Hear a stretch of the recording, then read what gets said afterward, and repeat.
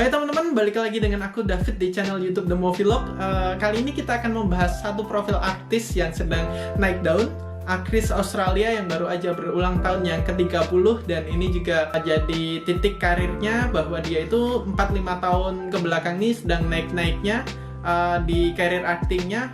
Dia dapat peran blockbuster yang cukup banyak dan cukup sukses. Dia juga dapat peran yang cocok banget untuk menunjukkan kemampuan aktingnya untuk dia bersaing di award film. Jadi Margot Robbie ini dia pertama dikenal mungkin kita akan tahu tuh dari Wolf of Wall Street ya, tahun 2013 dia duet sama DiCaprio. Terus setelah itu dia mulai dapat peran-peran lainnya di blockbuster. Dia dapat memerankan sebagai Harley Quinn. Terus dia juga peran di Tarzan dapat juga, dan yang terbaru dia juga dapat cast utama untuk Barbie live action. Cocok banget karena dia cakep banget. Dan yang satunya dia terbaru banget juga dapat, dia akan memerankan karakter wanita utama di Pirates of the Caribbean yang terbaru. Dan si Margot ini juga membuktikan bahwa dia tuh nggak cuman cantik, gak cuma seksi, tapi dia juga jago acting. Dia membuktikannya dalam film Aitonya ya, akhir-akhir 2-3 tahun lalu. Dan dia juga terbaru membuktikan kemampuan actingnya di film Bombshell. Dia juga main di Once Upon a Time in Hollywood. Dia juga main bagus meskipun minor di situ. Nah, kali ini aku akan meranking performa terbaik Margot Robbie dari film-film yang ada. Mungkin aku akan ambil 6 aja. Sebelum kita meranking, boleh banget yang suka ulasan seputar film di subscribe, bantu aku di channel ini untuk aku lebih konsisten dan lebih semangat mengupload konten-konten seputar film ya. Performa terbaik nomor 6 datang dari film yang baru-baru aja rilis tahun lalu, Once Upon a Time in Hollywood. Di sini Margot Robbie berduet dengan Leonardo DiCaprio dan juga Brad Pitt dalam film garapannya Quentin Tarantino. Nah, di sini si Margot ini memerankan sosok yang terinspirasi dari sosok nyata ya. Namanya adalah Sharon Tate. Dia adalah istrinya dari director yang lagi naik daun juga di zaman itu. Si Sharon Tate juga dia artis yang lagi naik daun di zaman itu, yaitu istrinya Roman Polanski. Waktu itu peristiwanya kalau di film tuh adalah setahun setelah rilisnya film Rosemary Baby ya. Dan Roman Polanski itu dikenal dengan film lainnya, mungkin kalau teman-teman tahu, adalah Chinatown dan juga The Pianist, film terbaik Oscar di tahun 2000-an. Terus si Sharon Tate ini dia kalau di kehidupan nyatanya dia tuh meninggal dengan cara mengenaskan karena dia dibantai oleh sekte cult Manson family saat dia hamil 8 bulan. Tapi di film ini si Sharon Tate ini tidak diceritakan dia dibunuh, tapi cuman sebagai peran minor dan dia fine-fine aja di dalam film. Acting Margot di sini tuh meskipun minor, dia hanya sebagai supporting, tapi menurutku bagus banget. Dia mencuri perhatian. Selain ini salah satu penampilan Margot yang paling cantik, paling cakep, dia itu berhasil menampilkan karakter sosok artis muda yang lagi enjoy-enjoynya dengan kehidupannya, kepopulerannya, menikmati film-film yang dia bintangi. Dia sangat enjoy dengan kehidupan mudanya, dengan pesta, dengan musik, dengan fashion. Dia sangat enjoy di sini, dan menurutku meskipun minor, peran Margot di sini sangat bagus sekali. Dan di award dia juga dapat nominasi di BAFTA ya. Jadi BAFTA itu untuk istilahnya Oscar-nya Inggris ya. Dia dapat nominasi untuk Best Supporting Artist dari film ini. Wake up, you piece of shit! Ow! Who's Venice? Huh? Who? What are you, a fucking owl? Who is she? Performa terbaik Margot Robbie nomor 5 menurutku datang dari Wolf of Wall Street tahun 2013, di mana dia berduet dengan Leonardo DiCaprio dalam film arahan Martin Scorsese ya. Jadi di sini menjadi film yang membuat Margot Robbie ini dinotis dunia film internasional, karena dia memerankan selain bermain di film yang sukses, dia juga memerankan karakter kekasih Jordan Belfort, sang serigala Wall Street, dengan cukup berani ya, karena di sini banyak adegan sensual dan juga adegan hot yang memerlukan tingkat keberanian dan kepercayaan diri tinggi. Dan selain itu dia emang aktingnya bagus banget di sini. Salah satu akting yang scene yang aku ingat banget itu waktu si Margot Robbie bangunin si karakternya Jordan Belfort, bangun tidur, dia siram air putih terus dia marah-marah. Menurutku itu salah satu scene pendek tapi begitu berkesan ya. Juga scene waktu dia menggoda si Jordan Belfort itu juga bagus banget, dan itu membuat si Margot Robbie ini dapat tawaran film-film lain yang makin melambungkan namanya.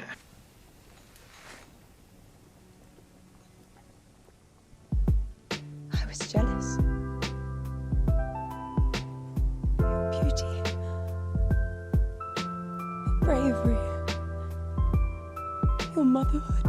Performa terbaik keempat Margot Robbie menurutku adalah tahun 2018, yaitu dalam film Mary Queen of Scots. Dia berduet dengan Saoirse Ronan. Dia itu memerankan karakter Elizabeth I, Ratu Inggris pertama tahun 1591, di mana diceritakan dia itu sebagai Ratu Inggris khawatir akan kepulangan sepupunya bernama Mary, Ratu Skotlandia, Queen of Scots ya. Dia itu pulang dan ingin mengklaim tahtanya. Dia emang berhak tahta atas Skotlandia, dan dia juga ingin mengklaim juga tahta Inggris yang sedang dipegang oleh si Elizabeth I ini. Dan Elizabeth I ini merasa terancam karena dia itu klaim tahtanya lebih lemah. Selain dia nggak menikah, kalau nggak salah dia itu nggak bisa menghasilkan keturunan ya, sedangkan Queen of Scots si Mary ini dia bisa menghasilkan keturunan dan klaimnya lebih kuat. Dan di sini tuh juga ada isu ini sih, perbedaan idealisme. Si Queen of Scots ini pengen mengembalikan kerajaan Inggris ke arah Katolik, sedangkan si Elizabeth ini pengen mempertahankan Inggris di Protestan ya. Dan akhirnya hal ini menjadikan hubungan saudara antara Mary dan juga Elizabeth menjadi permusuhan yang banyak intrik, banyak konspirasi untuk mereka saling berebut tahta dan menjatuhkan ya. Dan di sini nih Margot Robbie memerankan dengan baik gimana karakternya Elizabeth yang dia sedang khawatir, dia gelisah dan juga dilema ketika sepupunya ini kemungkinan bisa mengancam tahtanya yang sedang dipegang. Dan dia sebenarnya galau, dia juga dikenal sebagai pemimpin yang baik, tapi juga di lain sisi dia juga harus melakukan hal-hal mungkin kotor dan juga kejam demi mendapatkan tahtanya tetap ada padanya.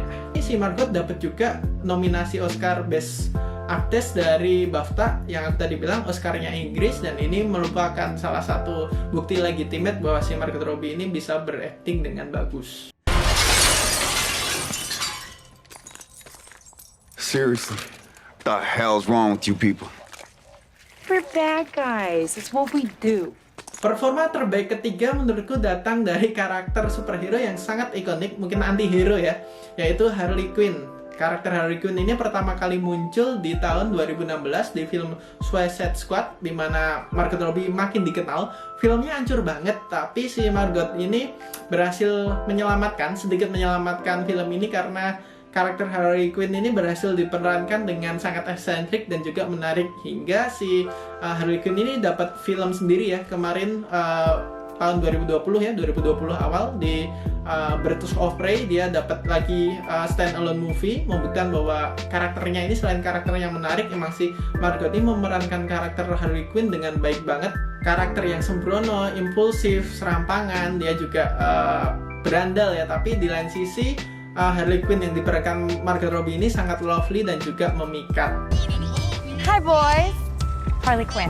Selanjutnya adalah performa terbaik kedua Margot Robbie, datang dari film yang juga baru rilis tahun ini, yaitu Bombshell. Di sini adalah film dengan cast ultimate, ada Charlize Theron, ada juga si Nicole Kidman. Di sini itu film yang terinspirasi dari skandal yang baru-baru terjadi, kisah nyata tahun 2016-an lah. Ini menceritakan tentang skandal dari Fox News ya. Jadi si Margot Robbie ini memerankan karakter Megyn Kelly, salah seorang karyawan Fox News yang dia melapor bahwa dia pernah mendapatkan sexual harassment dari CEO dan foundernya Fox News, yaitu Roger Ailes. Di sini dia ikut melapor dengan wanita-wanita lain yang pernah dilecehkan sama CEO-nya Fox ini. Dan di sini Margot Robbie ini berhasil memerankan dan menggambarkan sangat bagus gimana sosok karyawan yang powerless ya di satu korporasi besar, gimana ketika dia ingin melapor dia juga takutnya entah itu malah dituntut balik atau bisa dipecat juga, karena yang dihadapi ini adalah CEO alias bosnya Fox ini. Tapi ternyata dalam film ini diceritakan yang melapor ini banyak banget karena si CEO-nya ini punya kasus harassment terhadap perempuan ini banyak sekali. Dan di sini performanya bagus banget, layak dapat Oscar keduanya. Dia dapat nominasi Oscar kedua sebagai Best Supporting Actress dari film Bombshell.